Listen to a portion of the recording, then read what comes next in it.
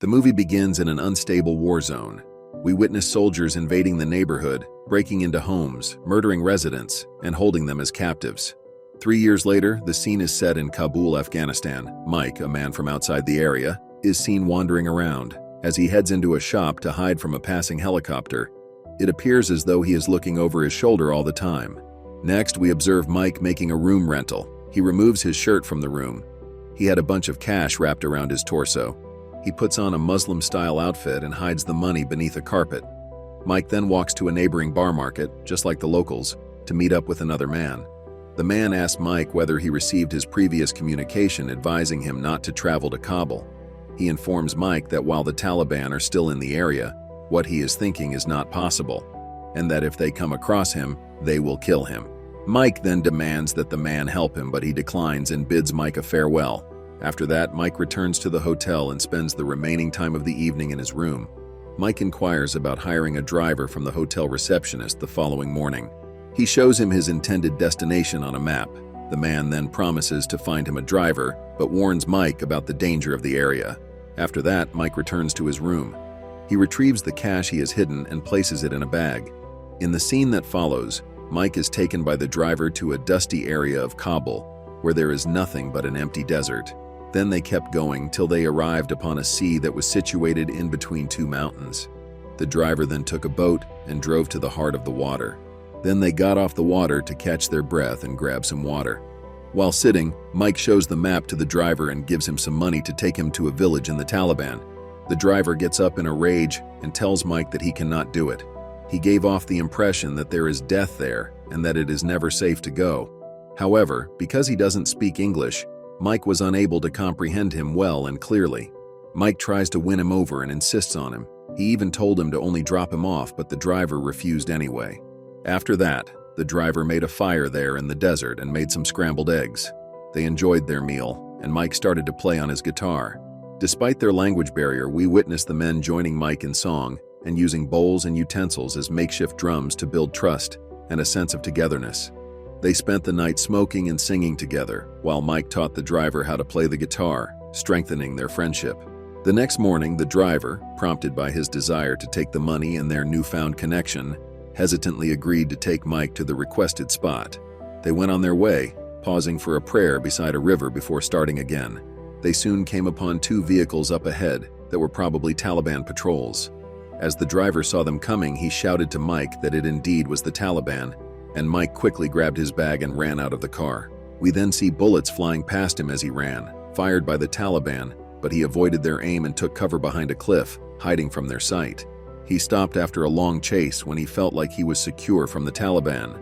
After that, we see him glancing at his map, realizing that he was lost in a barren place. He tried to use his phone but found that it was malfunctioning. He pushed on in the path that felt right to him instinctively, trying to maintain his balance through the sandy Afghan desert. He was tired, exhausted, and dehydrated from the intense sun.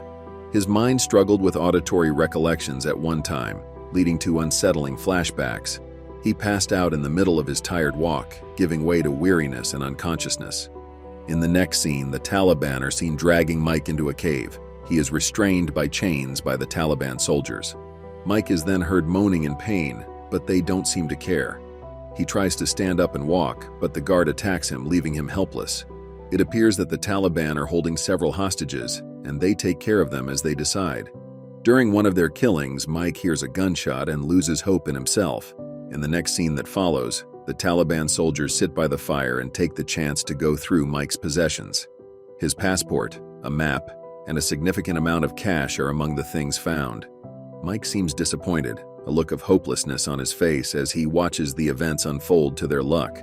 As this is going on, the Taliban soldiers discuss and consider what will happen to their captives.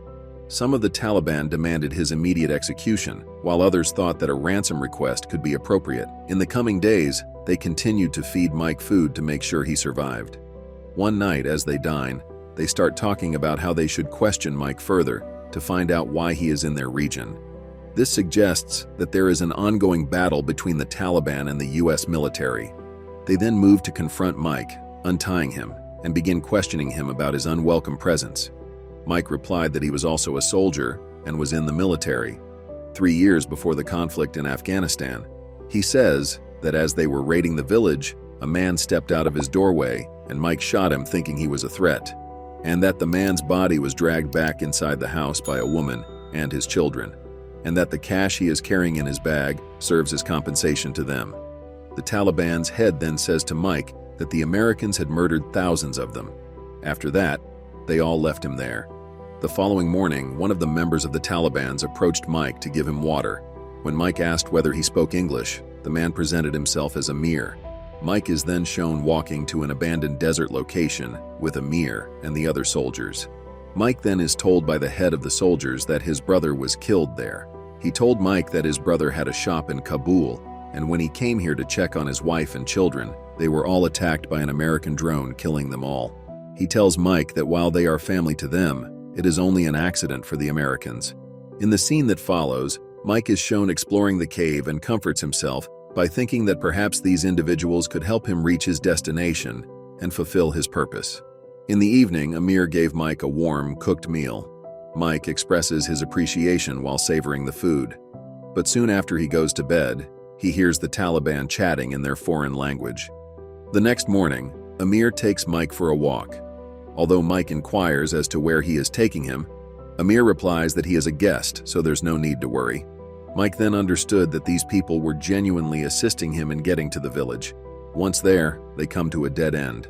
Mike is informed by the leader of the Taliban that they can only take him this far and that he must continue on his own from this point on. They also tell Mike that Dawood Khan is the village chief.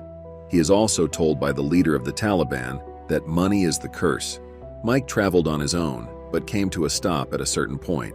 He takes the money out of his sack and leaves it in the desert, believing that using money to make up for a person's loss of life is a vice. Halfway through his journey, he meets up with the village patrols. We then see Mike as they bring him to the chief of the village. There he was questioned about the purpose of his coming. Mike tells them that he has been there before and that he took part in the raid as a soldier.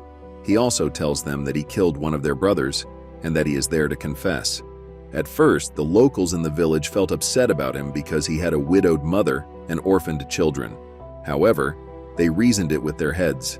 After that, Mike describes the raid to them, telling them that he and 3 other members of his squad were dropped off by helicopter. The villagers begin shooting at them as soon as they arrive in an attempt to keep their village safe. He then claims to the villagers that, as there was a burst of gunfire, he turned away to another side, only to see the man stepping on his doorway, and he shot him before he even knew it. The woman and children dragged his body, but he was already dead. He then indicated the precise location of the incident. The village chief then tells Mike that the man he shot was named Khan and that he was a musician. Mike then grieves at what he has done and meets Khan's widow and orphaned children. He apologizes and kneels for forgiveness. The widow starts sobbing and starts throwing things at them, losing control. In the scene that follows, Mike is shown kneeling amid a group of elderly local judges. They are seen having trouble deciding what to do with Mike. Part of the people gathered say that he should be executed, and the remaining men say that Allah is merciful and that they should also forgive the people who need it.